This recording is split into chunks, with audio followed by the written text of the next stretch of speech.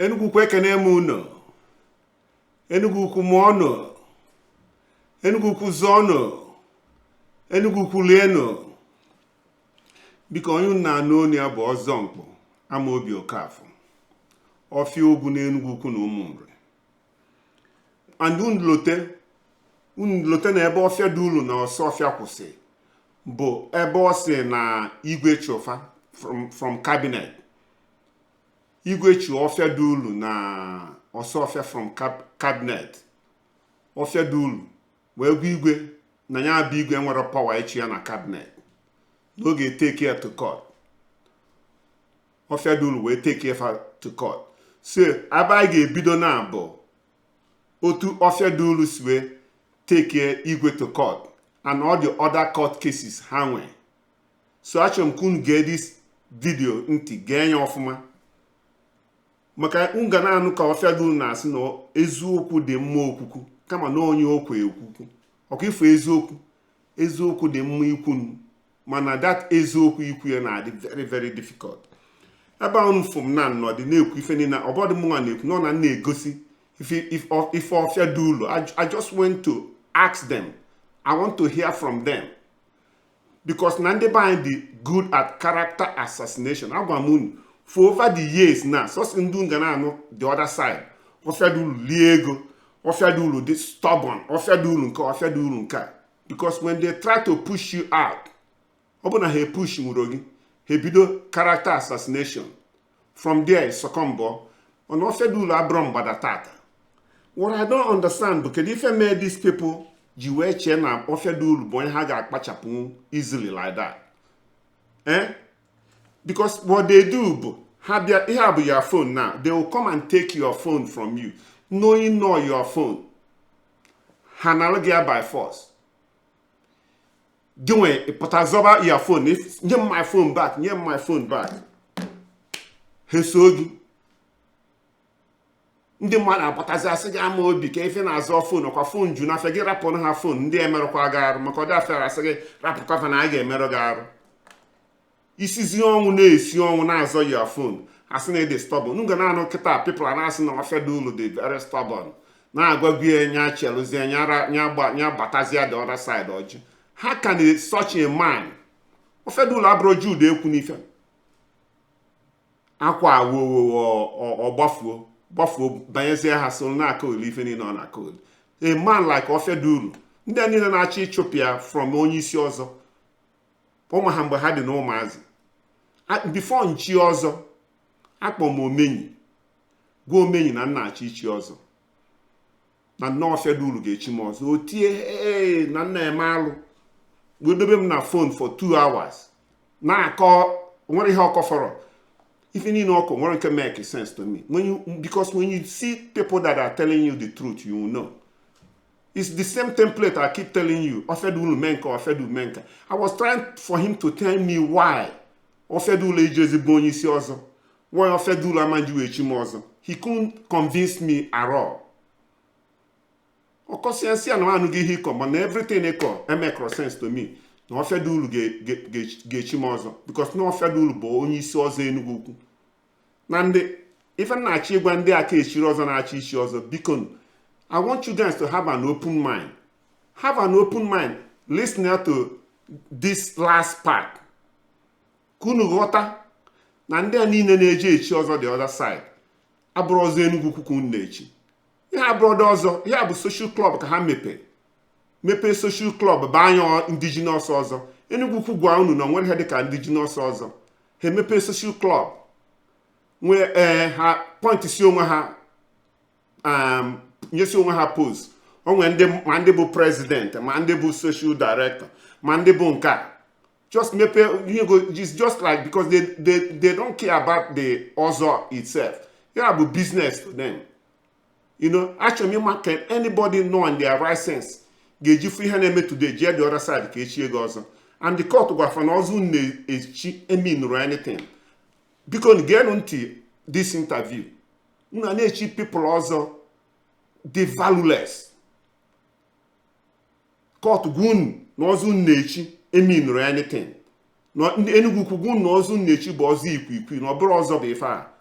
ndị anyị na-agbanyecha atara gị unu need ịgbasịsị the thing get onye isi ọzọ unless ma igwe na ndị otu ya bịa kọwara anyị why Ofia Dulu ejezi wee bụ onye isi ọzọ because that's what I'm waiting from them. Ọ bụrụ unu na-akọta Ofia Dulu mee nke Ofia Dulu mee nka mgbe Ofia Dulu defend be Enugwu-Ukwu ka ebe unu cha niile nọ mgbe igwe agwụ nọ ndụ Ofia Dulu bụ the defense minister. Some of you may not know that. Ọ na-arụ unu arụ unu kwapụ Ofia okoro unu nkwapụ unu bodobi everything okoro unu eje court o win unu na court. Ife na-ewute m na ife niile abụ anyị nwee igwe bụ the person supposed ịbụ the custodian of our culture. Ya suppose ịma na everything na na-eme na our culture dị intact. The same igwe ka ụmụazị Paul si na ha chọzi nọ n'ọzọ Enugwu-Ukwu wee je fọm ọzọ ikwu ya ha fọm si nọ indigenous ọzọ arọtọ onye bụ president biko na achọ m ịmanụ gị bụ onye isi n'oyibo ọna onye isi abụrụ president ka esi ya nwe president ọzọ nwee onye isi ọzọ. I mean, what kind of craziness is that? Eje si nọ indigenous ọzọ welu post nyesi onwe ha. Of course, because n'igwe the only thing igwe dey after bụ kedu ihe ọ ga-ejete from this. Agwa n'igwe na a ga-eme gị patron na ị ga-esozi na assign ndị nka igwe bụ onye obodo suppose isi hey hold on na m ekwetekwa na nka igwe sign ya off banye indigenous ọzọ si n'ọzọ Enugwu-Ukwu pụọ gịnwa bụ igwe man come on na asị na ọ bụrụ alụ bụ that one onye fofodu sie hand onye nwụrụ ya na-achọ ikwu okwu. Achọrọ m ịghọta what's going on nwụrụ ya na-achọ ikwu okwu. Ị bịa na America here abịasị emepesi all this WhatsApp forum onwe nke emepe mbọsị a na America si nọ ifitani WhatsApp USA ndị ifitani ha mepesizie all this WhatsApp forum. Meanwhile na America here unu mana anyị nwere nsogbu between ECDU na AEI ụmụnne adịghị ọnụ onye ọbụla ejide anyị divide anyị into two. Ịbịazie mepee forum mụ abụ ama obi na-adị curious wee nwee izi aka jụọ ajụjụ nsogbu anyị na-edi n'Enugwu-Ukwu especially anyị nwa nọ na USA kedu na ife anyị ga-eme dis na this is forum bụ sọsọ forum ndị ifitani you don't put akpọba ke admin delete wepụ afịa ọman desi again wepụ na afịa as if na-ewepụ afa m na forum gị na-eme ije na forum nothing onwere ga-achọ ikwu okwu because they are scared maka na asị na onye taa ama obune ji ibi ụgwọ ndị ji ụgwọ na Enugwu-Ukwu ri nne ha emechisi ọnụ itinye asị delete onwe nke ndị yesterday na one of the forum ndị ife na-atọ ma mbụ kedu the point of echichi a niile anyị na-echi mgbe nchi ichi ọzọ Enugwu-Ukwu ajụrụ m ajụjụ akpọrọ m Vincent Okeke si ọzọ anyị na-achị ichi kedu the purpose of no bro just echi ọzọ abịa ka ego nwekwa any other thing. First of all make it clear to me na this ọzọ anyị na-echi bụ ichisi ọzọ 2 million from that ọzọ aichi na aga to village. Yes, anyị na-echi ọzọ just ka anyị bịa na-ekeli ego you know. Ichi ọzọ mgbe nchi ọzọ ewepụta m 500,000 nye ụmụ nwaanyị Enugwu-Ukwu well 1.5 million nye St. Teresa's. As a matter of fact, that money is supposed to go to my village, the whole money. So after year St. Teresa's school 1.5 million, ngenyekwa another 1.5 million to the village. But then you go more already 500,000. And you more 200,000, 250. Yeah, and then 250. Nga akpochi ya man again well 1.5 million yefa. We don't have to do that. Mana also onwe ife dapụta anụ anyị apụta anyị tinye ọnụ na ya mana just because na o nwere forum ndị na-eme na ha na-echi echichi sọsọ ajụjụ njọ bụ this forum ọsọsọ onwe onye ga-echi something echisi ekeli ego ka onwe any other thing anyị ga-eme hey asị na ama obi ekwu alụ hey na this nke a bụ forum nọ anyị need to discuss I need to know also nka mana I know what's going on because they are part of the problem. Onwere ofu mkpụrụ one of them za ajụjụ njụ so si ha chọ bụ ka m bịa ma apology come and apology na nga apology mụ abụ ama obi okafa na eme apology for what na njụ na azụzụ kedu ọrụ unu ndị unu chisi echichi na-ekpo okpu na buru bulu ugbene tinyesie n'isi ajụjụ nsogbu pụta n'obodo unu emechisi ọnụ onye ọbụla dagụsịa mechisi ọnụ nwere echi ikwu okwu njụ obere ajụjụ unu ajụ sịba m na m ekwu alụ mbịa apologize chebenụ m ka m bịa apologize to you guys. I will not apologize to anybody. I just ask a very simple question. Because unu nche niile ma what's going on unu adagụrụ mechisi ọnụ because you are part of the problem. You are part of the problem. Onye ọbụla mechizi ọnụ igwe na ndị okenye na-eme ifesa ha de nke ka esi dozi obodo ka ezite ndị ga-edozi dị obodo ine n'anya na chief anyị na-echi before echie gị chief it's almost like you have to bribe your way into it. Half of ndị na-echi chief the invalid because Enugwu-Ukwu nwere constitution. These people don't work with constitution. Constitution ain't mean anything to these people. It doesn't mean anything. No one you're gonna fold your hand, mechie ọnụ, whatever goes, whatever happens. You know? If there's a na ekwu maka Jude, elotem unge ntị mgbe Ofia Dulu kwu ife okwu. Ha sị na nsogbu a bido mgbe Jude ekwu n'ife run PG the first time. No ebe nsogbu a si wee bido. Gịnị mee ka Jude run si win si ebia the second time? Did they allow him to continue? Nsogbu jupụta everywhere. Anyị nwa na America, we decided to get involved. Where Juna, onye ọbụla win, ọbụla Jude win, ọbụla Jude ekwunife win, he must continue. The same men back then we see from Nigeria, akpa anyị nwa na America. Why are we supporting Jude? Onwere ihe akọfọrọ maka Jude. Sometimes na wonder na Jude ekwunife ndị anyị nọ na hang with na-akọ ha aka. Do you know what they say behind your back? You know, for one but I like him OT pharmacy where za Karafi Abana Kbale. If from West here, we are not fighting for Jude Ekwunife. That what we are fighting for the process. AGM. We don't really care about Jude. When I say former Jude cannot fight, but I'm very glad if former make that answer. Imagine no Jude cannot fight it for. Look at what he's doing today. We don't fight for this man. If I'm going at the process, that's what we are fighting for. After election, many election. Obunu na like no you win the election. Then character assassination, everything cut about the same person. It doesn't. That's why under his leadership, Ozo Nkpu fake or as that's name abrozo. Ndị na-emele ebele bụ ndị na-eje dị a na-echi ụnọ ọzọ. Ọ bụ na ike echiri ọzọ uche gị dị n'ọzọ iwe na-achie back there echie gị ọzọ. Ị ma na ị nwere problem. You have a problem. Listen to this tape. Kun wee for what's going on. Igwe akpagaghala enough. And it's time people ga-ejigwu ya eziokwu. Because source if igwe need bụ ndị ga na-agwa ya eziokwu.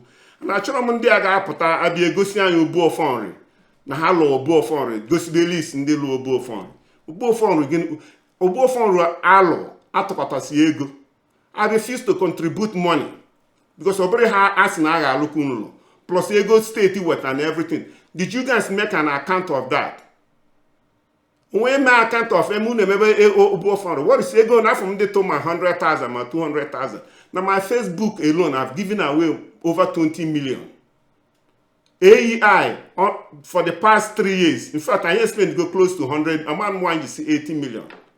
This year alone, I went 100 students, 50 from Okotawakwe, 50 from Ide College, 100. I know tuition free. We pay for, but we don't come out and make all this noise. Ije no Okotawakwe, we not building alwas, not 100 million kg well building. One a building needed in Okotawakwe na ada say ada. When have well another 100 million, yellow whatever hollow there. Blue egondos or bubanaka. This man, can it anything I'll go Enugwu-Ukwu you people are so proud of? You know? Are you ready to come out and help? No, not suppress. I mean, it's like sometimes you know they now wonder what's going on. What is going on? It's about Ofia Dulu na-esi ọnwụ Ofia Dulu a na-agwa ya bata nyezi na-nsogbu nka unu na-alụ mmadụ something belong to him unu na-achị na-apịa ya. Ọ dị possible? It's not possible. Ana ekwu maka ichi ọzọ ifu na-alụ n'Enugwu. Ka m gwu n'eziokwu. Ụkọchukwu St. Teresa's bịa after nchisi ọzọ. Fada nọ na St. Teresa's wee bịa wee na-asị m kedu ihe m ga-emela ha. You know, na m promise 2 million. Si fada na nwoke mgbe m ji promise 2 million. Na ọgụ promise 2 million on my behalf. Waka mụ na ya na-akpa nkata o wee kọba maka Dr. Vincent Okeke ofosolo eziokwu. The project ọlụ na St. Teresa's close to 200, the lab ọlụ jee na St. Teresa's ihe ofu onye lụ sọsịa over 200 million ka o ji wee lụ that lab. Go and check. O wee na-agwa m, I didn't even know about that. Na sị, are you serious? Mgbe ọ nọ na-akọzi m ife this guy ife Vin ofosolo eziokwu. I was motivated. That's why you know they near 1.5 million. No, they send there the money. See, okay, I'll give you 1.5 million. I've been giving them money before. And you go close to 8-10 million there or whatever. Man, you know, I may go there. But I'm me follow. But someone then alone not the wine. Enu ayika umfi home na December or Ochiozo, I don't mention Ochiozo, Mochinzo or whatever. So na harasses na mmadụ na ndị ọzọ n'uneme. What if uneme biko? When they name something, not the wire. That's not the point. N'uneme anything. Just when you would take go do something. Doesn't mean na nigga name as if I saw again. Nobody. Nothing. And my young also need na moezoku. Especially Ochendo Bany, Ochendo, and my yogi biko. Not here back to Ofia Dulu. Okay, draw late. Mako if I make it today. Can the right people bapuga atalegi? Obron do ozi ikwu anyị na-eso ali. Si ebe a pụta. You get more money from our side. No ego. I'm man Omambala, not just nego kenyele. The man which you draw there. A whole lot of people are now trying to come back. Makana and Wezoku. Obrin no na bas nebu propaganda. The Ofia Dulu kusi biano reply ya ifoku. When ask one answer, that's one US here. You had the part 2. Maka Ofia Dulu guys detail about igwe alụni n'igwe na eme manini no nelu si ha ka chelu na that one na maka chelu igosi that one maka ịma na asịrị tasi ya gbopụ na onwe ka ọ na-adị si ha ka chelu because na ndị ka na fa na-eme ife ga-adagolo na-echekwa because the eziokwu adọrọ ha n'ọnụ. Just wait, let's hear from them. Mgbe ha sebazi asị na ọ bụrụ propaganda ka ha chọzi abịabazi with propaganda. Ofia Dulu has fought this thing but nye no suffer 2 of them. But Kita, no. Only people like me that will put their life and fight this till end.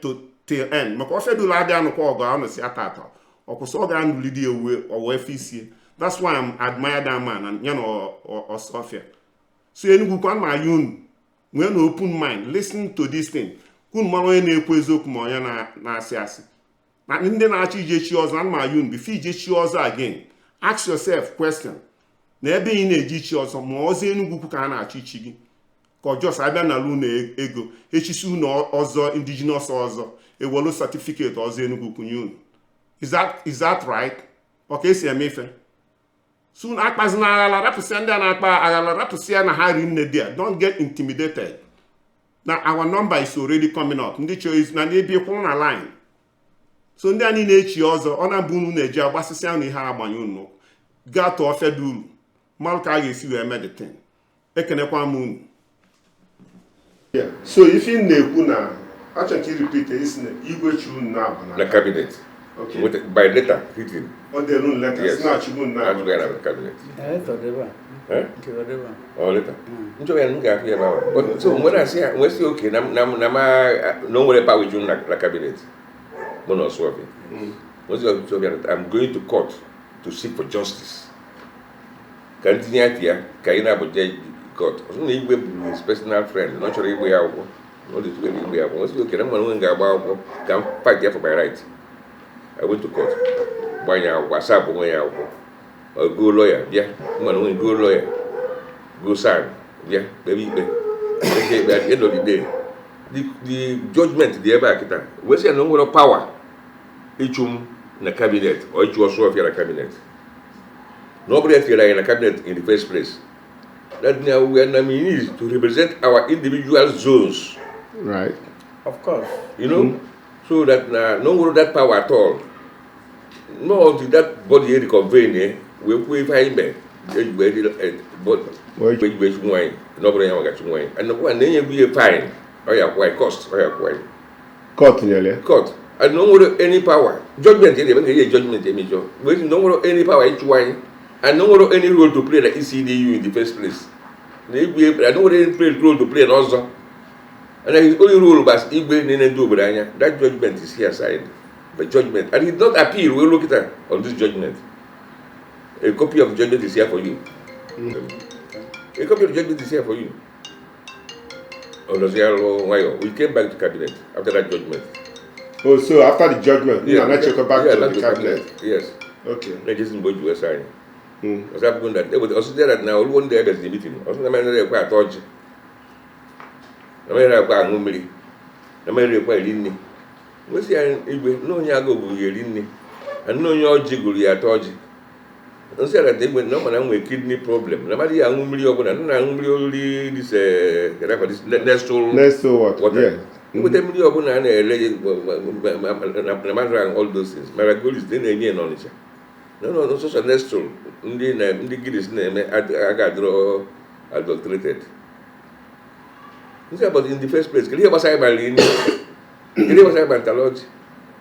In a teasel, my especially when you do also one day, there's no need for that even.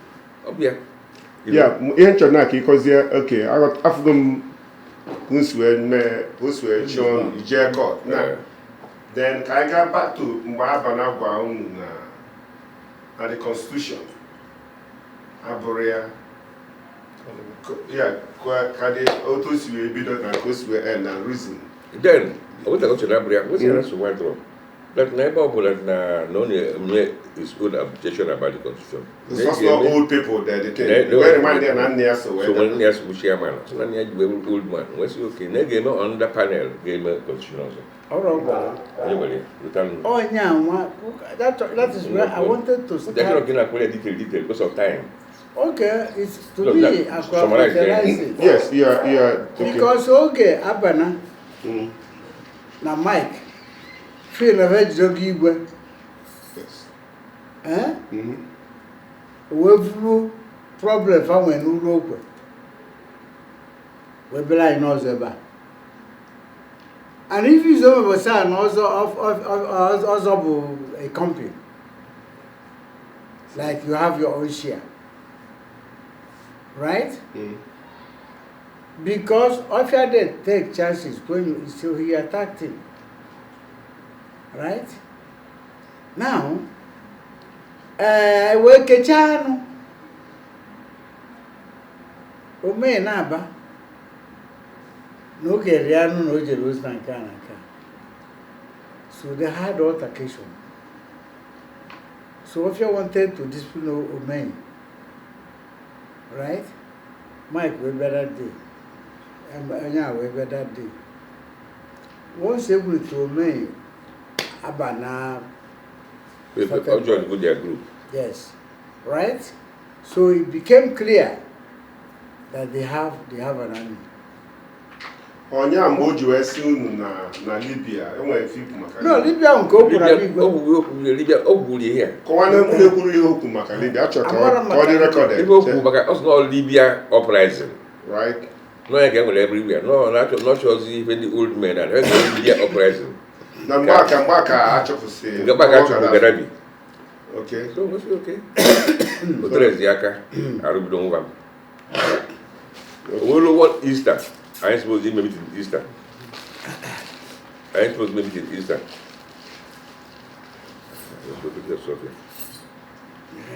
I ain't supposed to maybe in Easter. When I write wrong, I'm going to kidney issue. Unless when I'm a for Easter meeting. That no more very, very, very important element at Easter meeting. Not just not a normal 4-10 meeting that they make in a year. Can I put that meeting now? All one was at all. Can we take care of my? Can we look then into then can we look time of into my health? You know that? Then they go in search of health. So can just to a very very also. Is the law after we have written a first official letter, name a meeting, they gathered in my gate. This is about Ozo. The way member, I mean, that negate a bit in Adro, Onion Andoro, and no one now may meeting. That's not actually getting to it over there. When you get and Bagada, where Jena Europa Hall, where meeting about 8 people on that meeting. Do the people who were here with us. Obolo, even Oduaka joined the Oduno with us there. About area and many also Mike Merchandise and some few others. And the second, my secretary, That's so regularly meeting. Because they are maybe. So when I now came back from Uno, as I hear from Gozi indigenous Ozo. No, I now went to court. So I did court. Where I can tell Ezibo, Makodi, Eketelu, Omambala, all these people joined, all the here. Their names in the here, they were court. This is their names, I court. I think I contribute, they gave with the run. I check out,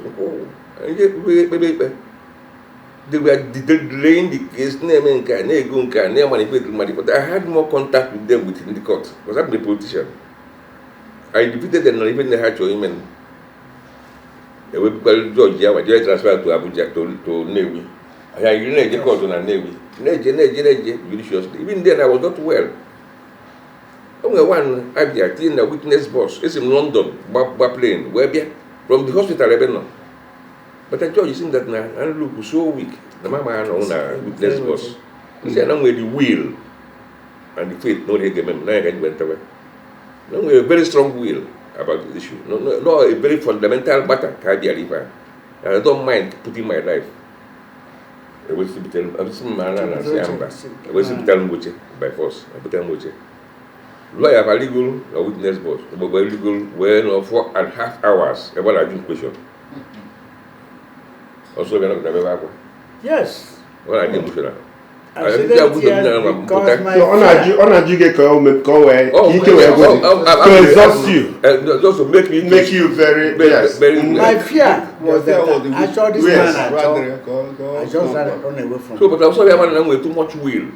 After I had I was I have my motor no chain, with a biscuit. Not as but I can be only with a biscuit, not I had my appetite. With the biscuit, not around the we went to some energy.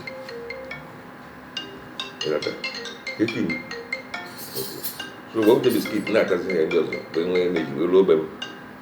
Little foods and now come back to now. You know. So we continue with this case until we got judgment. That judgment is the ever signed by Justice Madu HSA. But Justice Madu HSA. This judgment was signed not only about suit number A 116-2014. When are the suit number? So if you just certify true copy of this judgment, you can go to the archives. There's a photo. What are the suit number. Suit number. You can go to that took place yes.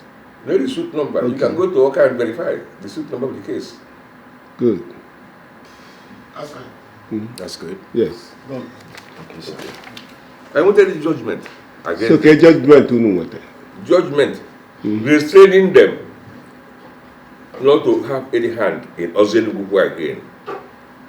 They go for power and authority to form their own Ozo as indigenous Ozo. How over on their own? It's not even just able. Actually, even just Enugwu-Ukwu. Actually, indigenous. So the court down in his wisdom, whisper that now ndio tumuzi kaira wedolo. Now even was all the benefits and and the losses need about also. Liability and any asset assets and liabilities about also. Right one was here, including the account in the also. But not now also analytics all this. But ever was able to happen was the form was young. But that about the as no sign. Under fundamental human rights. Under fundamental human rights. This judge quoted not that this court number nearly. I'm a right form whatever. Yes. But anything belong to Ozo original Ozo. It will be left for us. Yes. It could be assets and liabilities. So now we yes. At the time happened, we had a balance of 3 point something million. Yeah, but come on, no mean as in Izu.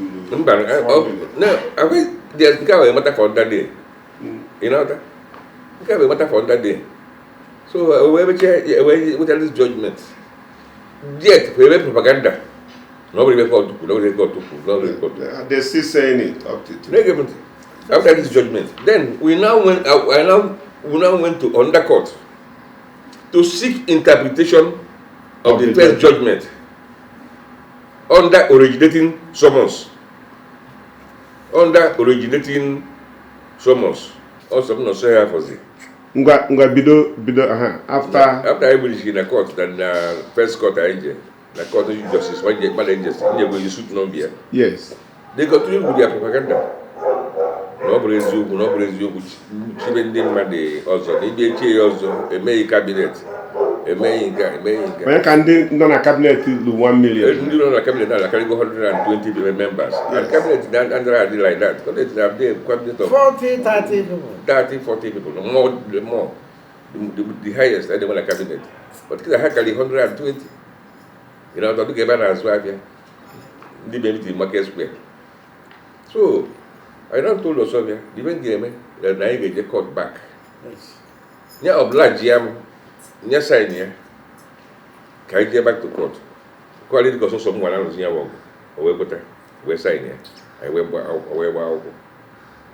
We under originating summons that now this court should assist us to interpret the judgment of the first court. No brought a case of res loquito, you know that? Res judicata, as they were claiming. So when we went back to the court now said, after they gave their judgment, the judge in her wisdom said that na party wrong. And then never also when the matter was still not appealed against, the invalid. Right. Didn't also under the indigenous also acceptable to law. You know, and how so much the null and void. And up to today, no, they have not appealed that case. They also will look at that. And the judgment is still subsisting. So they didn't ask for stay of execution. And they have not paid me the cost. I asked for a cost of 5 million. God, in her wisdom, guaranteed us 200,000, which we are satisfied with. And if I just give notice of appeal, without filing all the papers, AJM appeal, including the records of proceedings up to today. But by this year, Jugemaka can hearing of that the appeal. But meanwhile, I have a judgment enforced because they won't have any stay of execution. Right. So they won't have any right under any law of Nigeria, known to law. So, in other words, they are still answering Ozo Nkpu instead of indigenous. They are ordered. Ozo Nkpu or indigenous Abraham and the Ozo. No Ozo Nkpu. Which it is a back. This was what they put in their notice of appeal. Oh, the Hapur on Ozo. How can Ozo? No, you wait, Kappa Sulfa. Where will you away for? Like that, they want to come back. Oh, amen. So the judge, they have to go back to court to get the court. Come vacate here. The judgment. Judgment as indigenous also. Well, MSA request whatever Hagara, but that's if I know Zani. How was their members since they left us? Oh, so we're not family. Yes, and this Ofia Nkpu now. You know this court judgment also. This judgment today was given on the 2nd day of June 2022 before Her Lordship Justice G.C. Anolude, suit number NN 73-2001. So you can go and get a CT certified true copy of this judgment. So basically, Nandi Hane Ege Chozo. Na George say na. Okay, good. Good. Okay. The first judgment, right. I now went to court again under Justice H.O. Ozo. On Monday, judgment was given on Monday, 27th day of October 2014. Suit number A-91-214. This judgment said that if you have any right, if I know Kundi Ozo and if I know Kundi ECDU, no, you wake up. And that any forceful entrance into this thing will bring an option of fine that cannot be given this judgment written. So I can give you even a copy, but copy the suit number. So in other words, now my ECDU are Igwe Bayania. Igwe supposed to be Bayania. Wrote that this judgment by Justice Ozo. Nke Boko Akapotal. Nke Boko Akapotal. This was given in 2014. When they sacked me from the cabinet, I went to court. They said I don't have any right if you win the cabinet. Nobody had to hear them. Near one copy of this. Name one copy can you get? If you other ones, can you a copy? Engage copy in the web. Okay.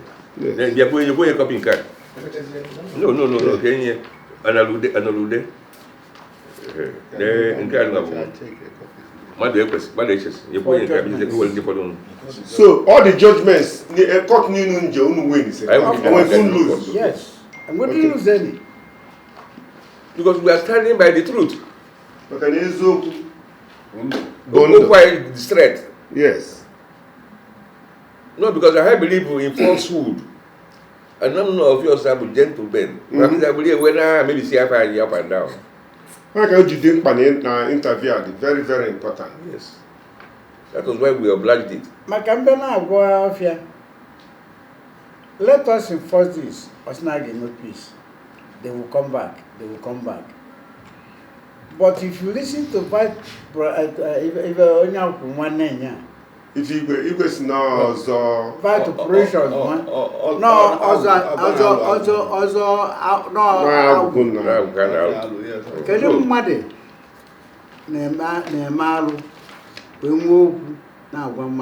even Naju, Enugwu-Ukwu nazo.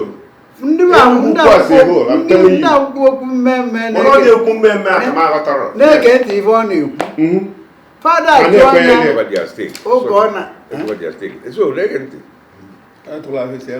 judgment, this certificate, on a cover that negates Ozo, yes. Ozo on the Friday, 18th February 2011. Igwe none.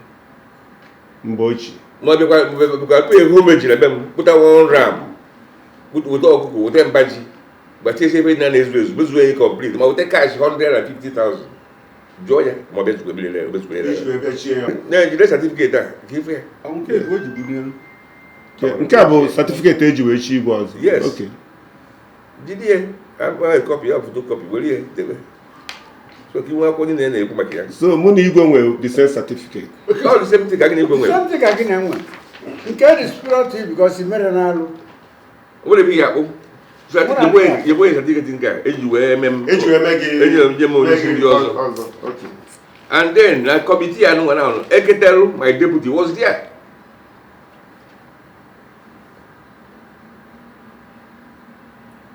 Okay. It is pertinent. It is pertinent. Of course, no. It is pertinent also to note that no even about your issues of kita. You're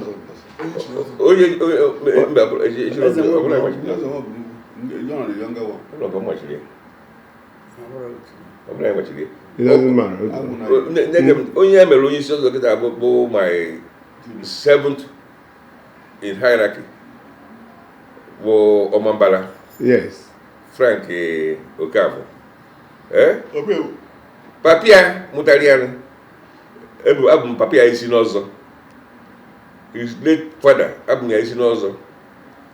Not Nyawa. Papa Mutalian. Abu is in Ozo. He was there the height of contradiction. If you remember. Nani could give a wall. Nane, and when you are no who. Yes. Ebia. Ebia. That na Echugo Mozo, Tubunia Wechi. And he was our treasurer, Buno Sovia, no now. As at last year. I went JBC to Baron where. When I not go out of money, I don't know, and no one is good. Then when you 300,000 on the phone. I said, they're back food here to different, they will record that thing. What's that now? No be good you go and then I say okay no go back drop here not go fire and no enter am we go like you go all you go all the record there just bomb na phone na call me Ofia Dulu. because he was our treasurer No. yeah about current treasurer na bank but say the bank say I come as treasurer you know trust I said I get what you treasurer na guarantee trust bank in local just simply, even when you are up now, I can rule 6 months. So the Ego does an as news check. Is it going to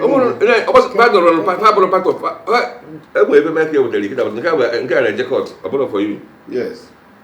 Don't do the letter to the police. But soon I join she. When she shares somewhere, isn't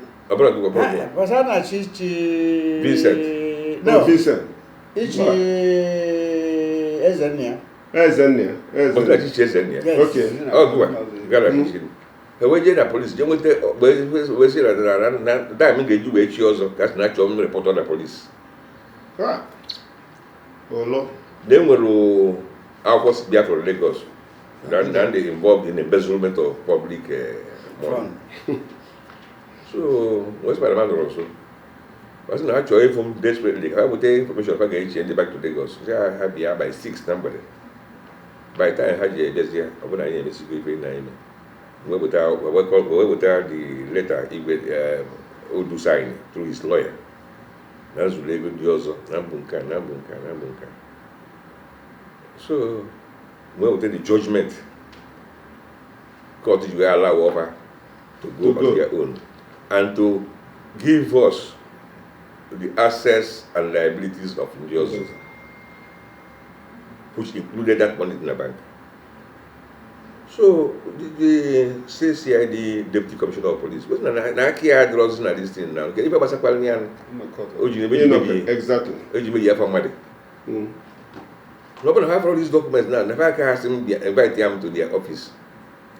And number 2, not one irresponsible human being. But number 10, have you here from a national honor, man. Yes. Hey, where do you think? Was no yeah well, a boy when I phone say I was never. So that is what is it. That was how they didn't bungle of Ozo Nkpu. You have to spend more than a lot of money. So, but Gabo, what the Mukan reputation known by court to be done next week. For me, invite to the court. Go be a kawaii for me. Okay. You know that? Almost even the court to go above the court. I will state my case, just say it here. Only there with superior argument, then oh well. Yes. Yes. Action. Action. Go. So, in summary of even I go valley kita. If I just eat you why now that na I go that's the Ozo Nkpu. Only an yes, no one who have a line. Today I just want to go Dr. Vincent Okeke.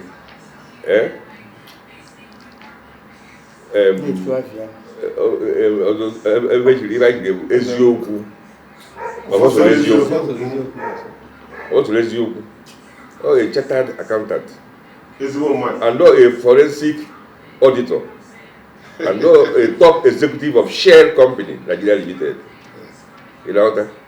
With everybody now, an accomplished gentleman, only Julian Julumadi, and only Julian Welmadi. He can be relied on, he can be trusted, and he has been tested as our member. Useke. Oye Sotie, Weburu, Engineer Frank Alama. It will be really pertinent to say that Papia will matter in 1977. Wow. International. So after 44 years, no history can natural data. The Ozo Nkpu an ancestral bequeathance. It was bequeathed to us by our ancestors. And all the time, I am going to this for more than 300 years. And you was no was the kind. Yes. No, after this renegade, we know Ozo. No man before our annals of history. True? Yes. Like I is your name, you know that? And some of these renegades, their fathers were sold into slavery. So we are even banished. God forbid, and God has come to revenge. Yes. People who are deceitful, you know that? People who are very deceitful. What are you calling human beings who know to say it sad by the truth? So today, I know.